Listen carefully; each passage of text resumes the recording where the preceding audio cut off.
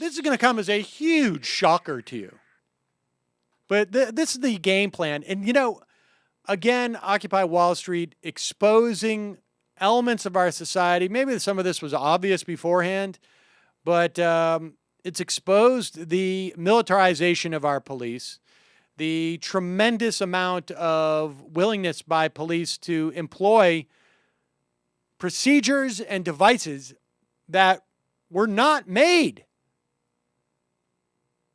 to be used on peaceful protesters, were not made to be used on people who are practicing civil disobedience, nonviolent civil disobedience. And, of course, the classic, I look bad in the media, I'm the mayor or the president. What can we do at this point? Oh, I know. Let's drudge up some scary story of terrorism to make everyone feel like I am their daddy and I've protected them.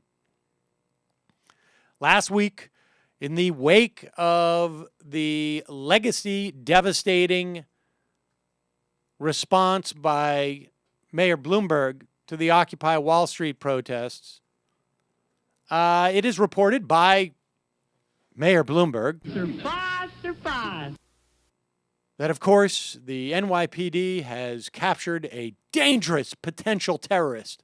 What was the story, Matt? What was this potential terrorist going to do? He was going to melt the city with his X-ray eyes. What was it? He was going to build a pipe bomb. He was going to build a pipe bomb.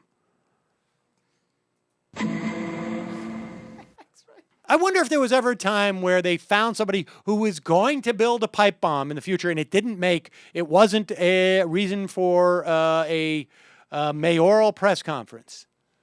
They've been following him for a year, apparently. So I guess... Well, you know what they do? I mean, this is apparent. Look, they do this with so-called Muslim terrorists. You don't hear the federal government talk about it such a big deal when they're following right-wingers in a Denny's who are talking about anti-government stuff. That you don't hear about. It's a story, but it doesn't. Everybody doesn't parade out in front of a press conference, and this is the plot. If the people had the ability to carry it off, if they had the ability to get their stuff, if they got the uniforms and the boots that they were going to use to take over the American government, if they had somehow been able to create chemical weapons, which one of their cousins, by marriage, since divorced, got a chemistry degree, this could have come off. In this instance, this guy had intentions for a year to build a pipe bomb. And so they keep these guys under surveillance. And when it comes time, the mayor wants a terrorist. Well, all we got is this crackpot who wants to build a pipe bomb. Okay, bust him. And so now, a couple of days later, we hear what from the FBI, Matt? Let me get you the exact, what they said exactly. Here, hold on, pulling it up. The FBI, the people who will perform stings on aspirational terrorists all the time, they are certainly not the type to not pursue a lead and, in fact, many times create a lead if it's possible.